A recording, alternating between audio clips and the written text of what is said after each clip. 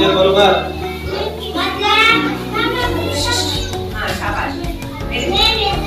आणि आपण जेव्हा कुठे जातो, बाजारात जातो, तेव्हा कधीही कापडाची पिशवी घेऊन जायची, पॉलिथिनची पिशवी मागायची नाही. प्लास्टिक आपल्या पर्यावरणासाठी खूप मोठा धोका आहे, है ना. ही कोणती नदी आहे रे? तुम्ही रोज येता का इथे?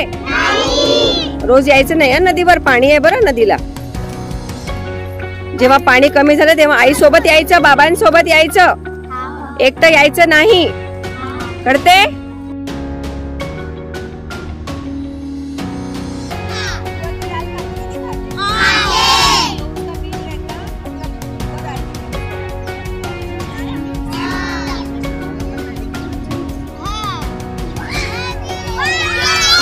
विद्यार्थ्यांनी अतिशय सुंदर पद्धतीने मातीची भांडी, मातीचे बैल, मातीचा काय हे शिवलिंग बनवली आहे.